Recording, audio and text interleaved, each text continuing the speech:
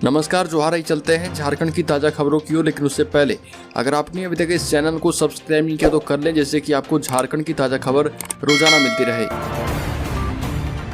पहली बड़ी खबर, लगातार बढ़ती महंगाई और कमजोर होती करेंसी से जूझ रहे तुर्की ने भारतीय गेहूं की खेप लेने से इनकार कर दिया।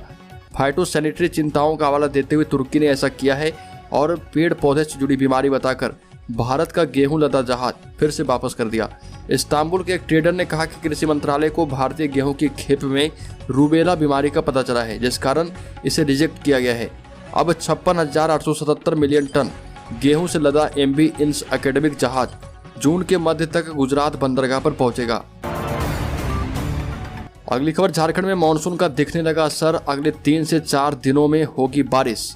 देश के पूर्वी एवं पश्चिमी हिस्सों में साइक्लोनिक सर्कुलेशन की वजह से मानसून का असर दिखने लगा है। बंगाल की खाड़ी के पश्चिम मध्य हिस्से से घने बादलों का उठना शुरू हो चुका है।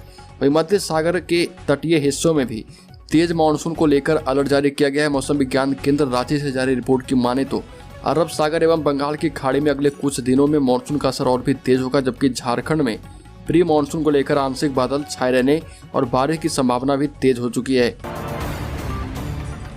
अगली खबर, झारखंड के गिरिडीह में सनसनीखेज वारदात को अंजाम दिया गया। डुमरी थाना क्षेत्र के तेरिया बहियार में नक्सलियों ने पूर्व उप मुखिया की गोली मारकर हत्या कर दी। मरने वाले की पहचान 30 वर्षीय असलम अंसारी पिता अब्दुल अंसारी के रूप में की गई। करीब 10:30 बजे पूर्व उप मुखिया पर घर के ठीक पास हमला हुआ। 5 नक्सली पैदल आए थे।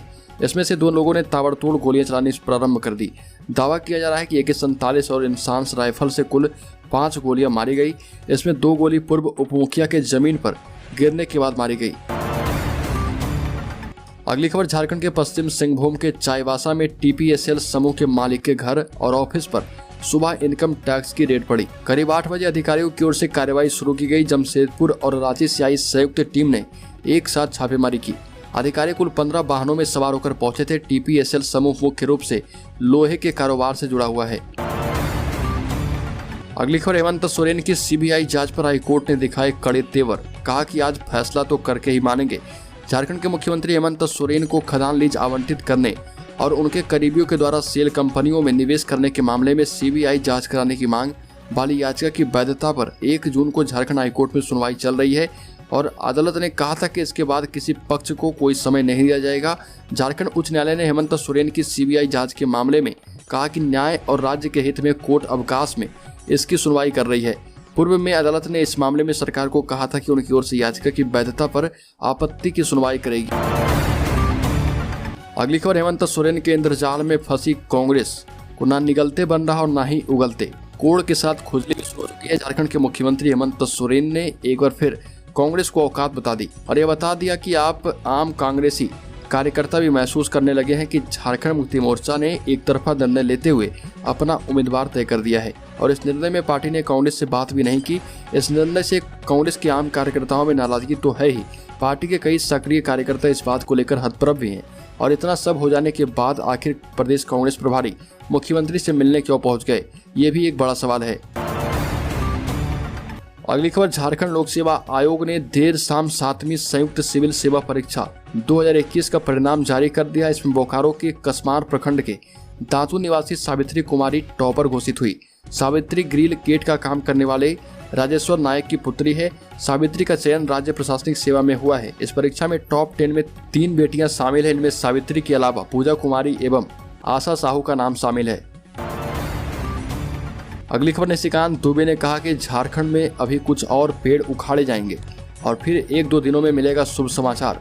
झारखंड के मुख्यमंत्री हेमंत सोरेन और उनकी सरकार के नीतिगत भ्रष्टाचार के प्रति आक्रामक रवैया अपना रखे भाजपा सांसद निशिकांत दुबे ने कहा कि 1-2 दौर के तूफान के बाद झारखंड जल्द ही स्थिर हो जाएगा। अगले कुछ दिनों में हम लोगों को एक साथ कई शुभ समाचार मिलेंगे।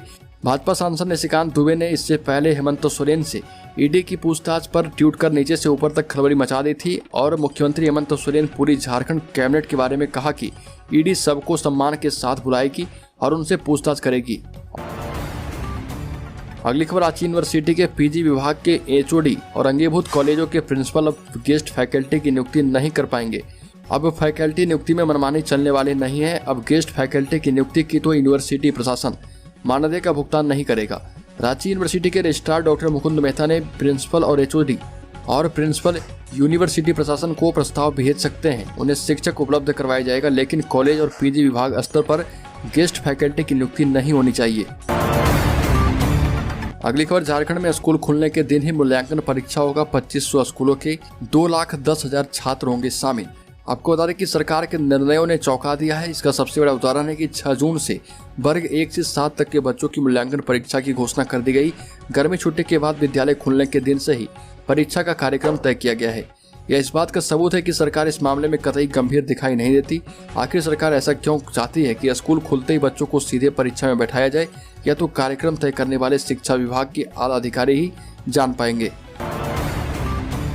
अगली बड़ी खबर, झारखंड में जल्द होगी पुलिस बहाली। पंचायत चुनाव के बाद झारखंड सरकार जल्द निकालेगी झारखंड पुलिस बहाली। सिपाही भर्ती रोल बुक में बदलाव की प्रक्रिया शुरू हो चुकी है। अब सर्वप्रथम शारीरिक परीक्षा के बाद ही लिखित परीक्षा आयोजित सरकार करेगी। झारखंड में हालिया रिपोर्ट में झारखंड सरकार को सख्ती में डाल दिया है और यहाँ पुलिस विभाग में 1 लाख से अधिक पद खाली हैं और राज्य में अपराध की स्थिति भी बढ़ रही है, जिससे फौरी तौर पर निपटने के लिए अब झारखंड पुलिस विभाग जल्द ही पुलिस और होमगार्ड की बहाली करवाएगा। अगली बड़ी खबर, झारखंड सरकार की कृषि एवं पशुपालन एवं खान विभाग में 594 पदों पर नियुक्ति की प्रक्रिया शुरू हो चुकी है। कृषि पशुपालन एवं सहकारिता विभाग खान विभाग में विभिन्न श्रेणियों में कुल 594 पदों पर नियुक्ति होगी। इन पदों पर नियुक्ति झारखंड तकनीकी विशिष्ट योग्यताधारी स्नातक स्तरीय संयुक्त प्रतियोगिता परीक्षा 2022 के माध्यम से होगी। झारखंड कर्मचारी चयन आयोग ने इस परीक्षा का विज्ञापन जारी कर दिया है। इस प्रतियोगिता परीक्षा में शामिल होने के लिए अभ्यर्थी 15 जून से 13 जुलाई तक ऑनलाइन आवेदन कर पाएंगे। 16 जुलाई की मध्य रात्रि तक परीक्षा शुल्क का भुगतान होगा तथा फोटो एवं हस्ताक्षर अपलोड कर आवेदन का प्रिंट आउट लेने के लिए लिंक 19 जुलाई की मध्य रात्रि तक उपलब्ध हो रहेगा। अगली खबर, 20 माह का बकाया मानदेय शीघ्र नहीं मिला तो अनिश्चितकालीन आमरण अनशन करेगी जलसैया। दोस्तों, जलसैयाओं को सरकार ने पिछले 20 माह से मानदेय नहीं दिया है। जलसैयाओं ने कहा कि पिछली रघुवर सरकार में हमें ससमय मानदेय भुगतान हो जाता था, परंतु जब से हेमंत सरकार बैठी है जलसैयाओं को एक बार भी मानदेय नहीं दिया गया है, जो दुर्भाग्य की बात है। सरकार कहती है कि आपकी सरकार है, लेकिन हमारी सरकार में ही हम गाँव घर की महिलाओं को ठगा जा रहा। जलसैया बहनें झारखंडी और शिक्षित बेरोजगार है। हमारी सरकार में हमें इंसाफ नहीं मिलेगा तो किसे मिलेगा? जलसैयाओं ने अपनी विभिन्न मांगों के समर्थन में ये आश्वासन देने को कहा कि 20 माह का भुगतान जल्द से जल्द करवाया जाए और 20 माह का बकाया भुगतान मानदेय शीघ्र नहीं मिलने पर अनिश्चितकालीन आमरण अनशन करेगी जलसैया। अगली बड़ी खबर, झारखंड एकेडमिक काउंसिल रांची के द्वारा जल्द ही जैक बोर्ड परीक्षा के नतीजे घोषित किए जा सकते हैं। झारखंड बोर्ड 10वीं और 12वीं के परीक्षा परिणामों को लेकर ताज़ा अपडेट ये है कि दोनों ही क्लास का रिजल्ट 15 जून 2022 तक आने की संभावना है। ये भी जान लें कि बोर्ड ने इस बारे में कोई आधिकारिक सूचना अभी तक नहीं दी है। ये मीडिया रिपोर्ट्स के मुताबिक बताई जा रही है। मीडिया रिपोर्ट्स के मुताबिक रिजल्ट इस समय तक जारी किए जा सकते हैं। अगली खबर, झारखंड कांग्रेस का बड़ा हमला। झारखंड कांग्रेस विधायक अंबा प्रसाद ने कहा कि सहमति कुछ और बनी थी और झारखंड मुक्ति मोर्चा ने कुछ और ही कर दिया। झारखंड में राज्यसभा चुनाव को लेकर जेएमएम की प्रत्याशी महुआ माझी के नामांकन दाखिल की प्रक्रिया के बीच कांग्रेस की नाराजगी सामने आ रही है। जेएमएम के ऊपर सहमति के इतर जाकर निर्णय लेने का आरोप कांग्रेस के विधायक अंबा प्रसाद ने लगाया है। न्यूज एजेंसी एएनआई की ट्वीट के मुताबिक बड़का गांव से कांग्रेस की विधायक अंबा प्रसाद ने कहा कि जेएमएम का राज्यसभा प्रत्याशी का नाम जारी करना मेरे लिए एक कांग्रेस कार्यकर्ता के रूप में निराशाजनक है। अंबा प्रसाद ने कहा कि वो कुछ और पर सहमत हुए थे और यहाँ कुछ और ही तय कर लिया। हालांकि उन्होंने यह भी कहा कि मुझे उम्मीद है कि मतभेद सुलझ जाएंगे ताकि हमारे राज्य को प्रभावित न कर पाए। अगली खबर, श्री राम जन्मभूमि मंदिर के गर्भगृह का शिलान्यास मुख्यमंत्री योगी आदित्यनाथ ने किया। राम मंदिर का गर्भगृह कमल की आकृति का 8 कोण वाला होगा। इसकी दीवारें 6 फीट मोटी होगी, जिसका बाहरी हिस्सा पिंक स्टोन का होगा। इसका कलश 161 फीट ऊंचा रहेगा। इस अवसर पर स्वामी परमानंद सहित राम मंदिर आंदोलन से जुड़े 100 से ज्यादा संतों सहित 300 लोग इस ऐतिहासिक पल के गवाह बने। कार्यक्रम के बाद मीडिया से बात करते हुए सीएम योगी ने कहा कि राम मंदिर भारत का राष्ट्रीय मंदिर होगा। मुख्यमंत्री ने कहा कि अब सैकड़ों वर्षों का इंतजार खत्म होने वाला है, क्योंकि तेजी से मंदिर के निर्माण पर काम होगा। योगी आदित्यनाथ ने कहा कि शिला पूजन करना बेहद सौभाग्य की बात है। गर्भगृह का पहला पत्थर मैंने रख दिया है। अगली खबर, आज से धनबाद जिले में कोयला तस्करी के खिलाफ व्यापक अभियान चलाया जाएगा। यह पहला मौका है जब धनबाद समेत राज्य भर में 10 दिन पहले ही तारीख निर्धारित कर अवैध खनन के खिलाफ अभियान चलाने का अल्टीमेटम दिया गया है। अभियान से पूर्व ही घोषित किया गया है कि 1 जून से 15 जून तक जिला स्तर पर जिला प्रशासन व पुलिस के द्वारा संयुक्त रूप अवैध खनन एवं तस्करी के खिलाफ ऑपरेशन चलेगा। इसको लेकर धनबाद में व्यापक तरीके से अभियान चलाने की तैयारी की जा रही है। छापेमारी के लिए कई टीमें बनाई गई है जो अवैध उत्खनन स्थल से लेकर सड़क पर अभियान चलाएगी। एसएसपी संजीव कुमार ने बताया कि अवैध कोयला तस्करी के खिलाफ की जाने वाली कार्रवाई में अधिकारियों के अलावा जवानों को भी शामिल किया गया है। अगली खबर, पीएम किसान योजना की 11वीं किस्त जारी कर दी गई। पीएम मोदी ने 10 करोड़ से ज्यादा किसानों के खाते में 21 करोड़ रुपए ट्रांसफर कर दिए हैं। आपको बता दें कि प्रधानमंत्री नरेंद्र मोदी ने किसानों के खातों में पीएम किसान सम्मान निधि योजना की 11वीं किस्त जारी की है।